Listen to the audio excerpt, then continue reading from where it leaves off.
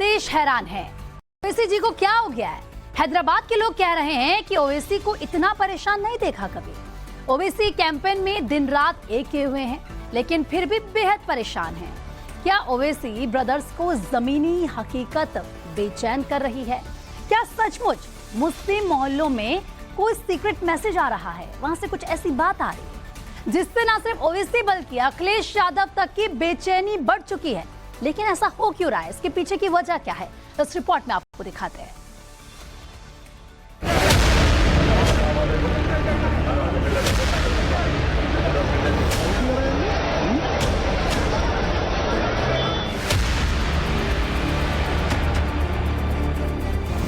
चौथा आगे राहुल गांधी, MIM पैसे ले यूं ऐसा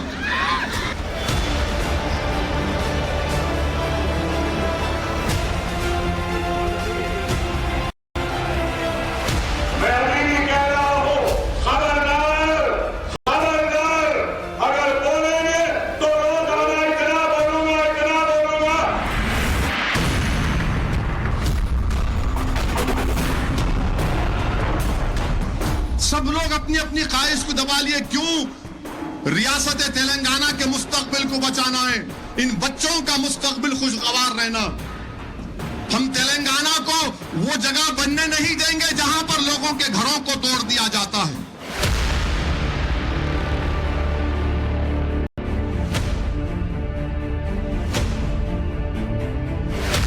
हैदराबाद में हैरान परेशान हैदराबादी भाईजान घूम रहे हैं। कहां तो तय था चिरागा हर एक घर के लिए, अब तो मुश्किल आ खड़ी है भाई अकबर के लिए कि जूनियर ओवैसी चंद्रयान गुट्टा की सीट भी इस बार बचा पाएंगे या नहीं। रही सही कसर असदुद्दीन ओवैसी के प्यारे भाईजान की कुलाचे मारती तकरीरें पूरी कर देती। ओवैसी जूनियर कांग्रेस को बेतहाशा चेतावनी दे रहे हैं। ऐ कांग्रेसियों, आज से तुम्हारा हर राज का आगाज हुआ है, बाकी हर राज कल करूंगा। सिर्फ खड़े रह के आवाज दी तो हिंदुस्तान हिल गया। क्या भूल गए? अभी भी वही आवाज है, छेड़ो नहीं, छेड़ेंगे तो छोड़ने वाला नहीं हूं। मैं खबरदार करता हूं उन सारे लोगों को, तुम अकबरुद्दीन ओवैसी के कमजोर जिस्म को देख के यह ना समझो कि कमजोर हो गया। आज भी इतनी ताकत है कि इन हाथों से तुम्हारे गिरेबानों को लौट सकता हूं।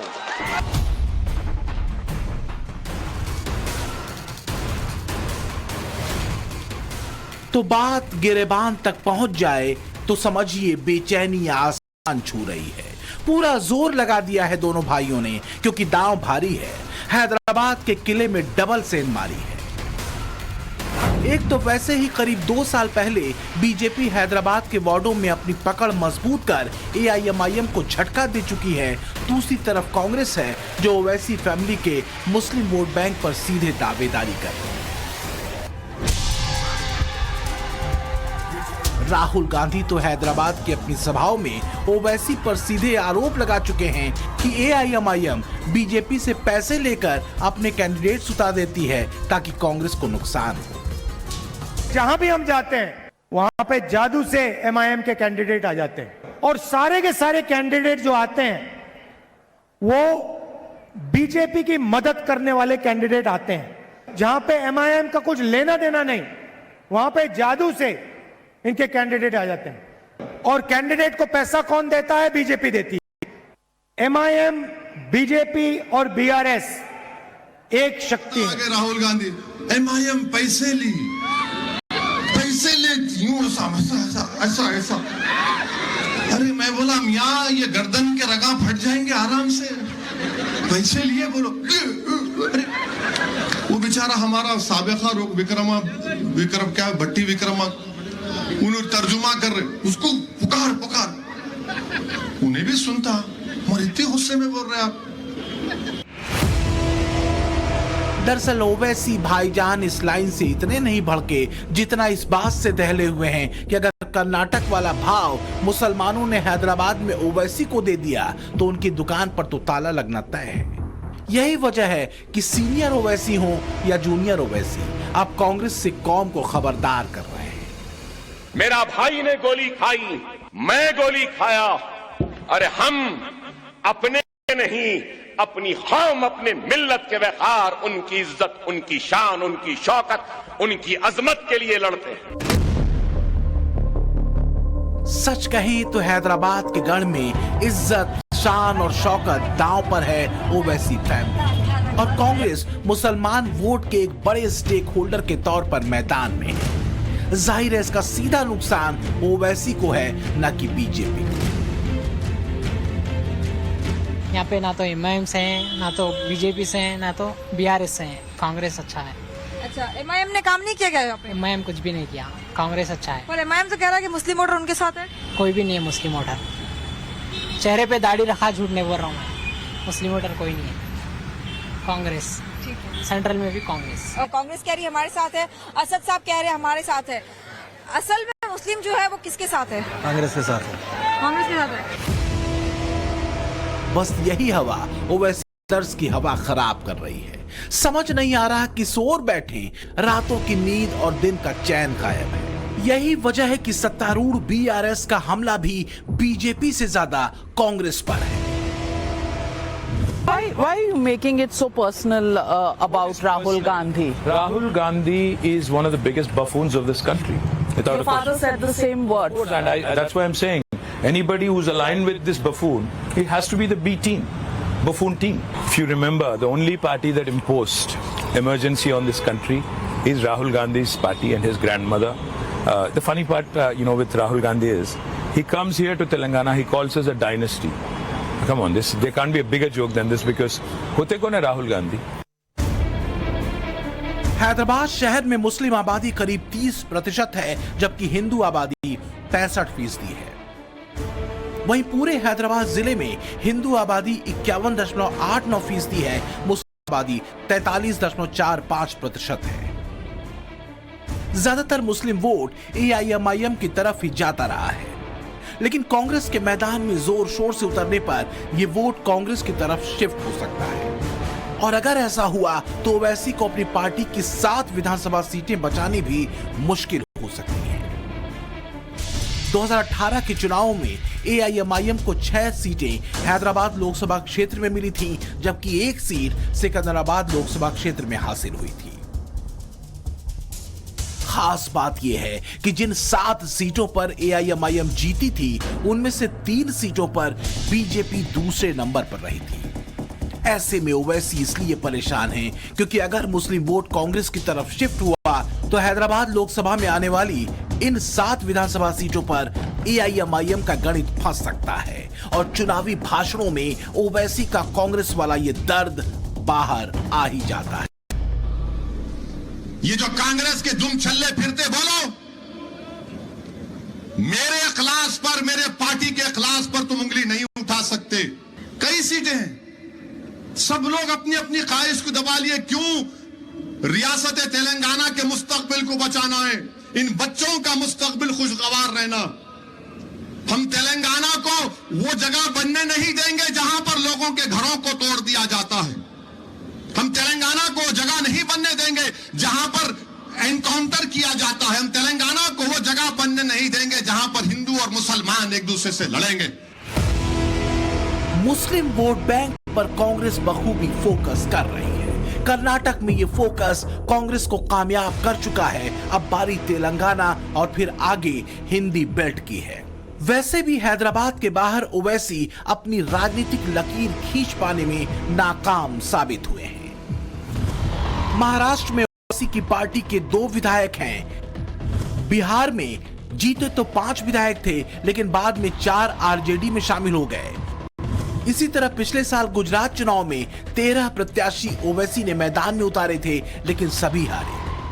पश्चिम बंगाल में 7 प्रत्याशी मैदान में थे, एक भी नहीं जीता। उत्तर प्रदेश में 100 सीटों पर एआईएमआईएम ने प्रत्याशी अपने उतारे थे, 99 की जमानत जब्त हो गई, जीता तो एक भी नहीं। तो क्या यही वजह है कि राहुल गांधी के पैसा लेकर चुनाव लड़ने के आरोप पर ओवैसी आग बबूला हो जाते हैं? बीजेपी से पैसे लिए बोल रहे ना, तो याद रखो आज अवाम में बोल रहा हूं मैं। रसूलुल्लाह सल्लल्लाहु अलैहि वसल्लम की मस्जिद नबवी में था मैं, जुम्मे की नमाज पढ़ के निकल रहा था, तो एक साहब ऐसी बोले, मैं उनका हाथ पकड़ लिया, मैंने चलो रसूलुल्लाह सल्लल्लाहु अलैहि वसल्लम के सुनहरी जालियों के पास तुम खड़े रह के बोलना ये बात। जो भी हो, पर ओवैसी ब्रदर्स को यह डर लग रहा है कि अगर मुस्लिम वोटर्स को कांग्रेस अपनी बात समझाने में सफल रही तो हैदराबाद में AIMIM का तंबू कनात उखड़ना तय है। इसी कांग्रेस फोबिया के शिकार अखिलेश यादव भी हैं, क्योंकि अखिलेश को यह बात समझ आ रही है कि कांग्रेस का हाथ उनके वोट बैंक पर घात वाला है। हमारी विचारधारा उनसे अलग है, लेकिन परिस्थितियों की वजह से हम कांग्रेस के साथ थे, लेकिन कांग्रेस को महसूस हुआ कि समाजवादियों की कोई जरूरत नहीं है, इसलिए हमें दूर कर दिया। हम समाजवादी लोग अपनी पार्टी को खत्म नहीं कर सकते। जिस विचारधारा को नेताजी लेकर के चले, डॉक्टर राम मनोहर लोहिया नेहरू जी के खिलाफ लड़कर के इस विचारधारा को आगे बढ़ाए हैं, तो उस विचारधारा को हम खत्म नहीं होने देंगे। कांग्रेस चाहती है कि समाजवादी विचारधारा खत्म हो जाए। कांग्रेस बड़े सधे और गुपचुप तरीके से मुस्लिम वोट को अपनी तरफ खींचने में लगी है। ओवैसी को तेलंगाना में ये बात समझ आ चुकी है। अखिलेश भी जमीन पर कांग्रेस की चाल भांप रहे हैं, तो क्या अगला नंबर बिहार में लालू तेजस्वी के वोट बैंक पर चोट का है? अखिलेश यादव कुछ दिन पहले तक इंडी गठबंधन की बैठकों में फोटो खिंचवा रहे थे, लेकिन अखिलेश को आभास हो चला है कि बदले हुए राहुल के चेहरे को आगे कर दरअसल जमीन अखिलेश की खींची जा रही है। 90% कांग्रेस पे जाएगा। धीरे धीरे जैसे हो रहा है तो वो थोड़ा रुझान कांग्रेस की तरफ थोड़ा हो रहा है, मगर ज्यादातर रुझान जो है वो इस वक्त कांग्रेस के साथ ही है लोगों का। तो क्या यही वजह है कि राहुल गांधी के जातीय जनगणना वाले पैंतरे पर अखिलेश पलटवार करते हैं? जी, राहुल जी ने कहा एक्सरे कराएंगे समाज का, आप क्या कहना चाहते हैं? देखिए, जिस समय एक्सरे होना था वो एक्सरे का समय था। आज सिटी स्कैन है, MRI मशीन है, बीमारी और बड़ी हो गई है। जो लड़ाई लड़नी चाहिए थी अगर उस समय समाधान हो गया होता तो शायद समाज में इतनी बड़ी खाई नहीं होती। कांग्रेस वो पार्टी है जिसने आजादी के बाद जनगणना नहीं कराई। पिछड़े दलित आदिवासी भी जानते हैं कि आजादी के बाद धोखा उन्होंने दिया, इसलिए इस बार उनकी कहीं बात बनने वाली नहीं। इंडिया गठबंधन कैसे चलेगा ऐसे में? इंडिया गठबंधन आगे देखा जाएगा। यूपी में अखिलेश हो या तेलंगाना में ओवैसी, दोनों का दर्द एक सा है, दोनों कांग्रेस के मारे हैं। बस फर्क यह है कि ओवैसी इंडी गठबंधन का हिस्सा नहीं है और अखिलेश हिस्सा होने के बाद दीवार फांद कर बाहर हुए हैं। बात अगर ओवैसी की बेचैनी और तेलंगाना के मैदानी जंग की करें तो वैसे भी बीजेपी तो तेलंगाना में अभी नंबर 1 या 2 की पोजीशन पर आने की सूरत में भले नहीं दिखती हो, लेकिन हैदराबाद क्षेत्र में अपने हिंदुत्व के जरिए जमीन तैयार करने की कोशिश जरूर कर रही है। हैदराबाद क्षेत्र में बीजेपी अगर जरा भी मजबूत हुई तो ओवैसी की सियासी जमीन का खिसकना तय है। ओवैसी की बेचैनी इसलिए डबल है, वो हर मंच पर अब 2 तलवार एक साथ भाजते दिखते हैं, जिससे वो कांग्रेस और बीजेपी पर एक साथ वार करते हैं। कांग्रेस पार्टी का रिकॉर्ड आपके सामने है कि जिस किसी मुल्क की रियासत में कांग्रेस और बीजेपी इख्तिदार पर रहती है या 2 पार्टी रहती है, वहां पर मुस्लिम अक़लियत से, दलितों से, आदिवासियों से, उनके जज्बात से खिलवाड़ किया जाता है। उनको हमेशा डर दिखाकर कांग्रेस वोट हासिल करती है, मगर आज तेलंगाना में मजलिस इत्तेहादुल मुस्लिमीन की वजह से कांग्रेस ये डर की सियासत नहीं खेल सकती। मुस्लिम वोट बैंक को साधने में कांग्रेस साम दाम दंड भेद के फार्मूले पर है। ओवैसी अखिलेश की चिंता यही है कि अगर कांग्रेस इस खेल में कामयाब हुई तो उनकी सियासत का क्या होगा। मुस्लिम वोट बैंक लुटा तो फिर क्या होगा। खबर है कि इसी गणित पर घोर मंत्रणा अब मगध में भी शुरू हुई है, लालटेन की रोशनी में। ब्यूरो रिपोर्ट, टाइम्स नाउ, नव भारत।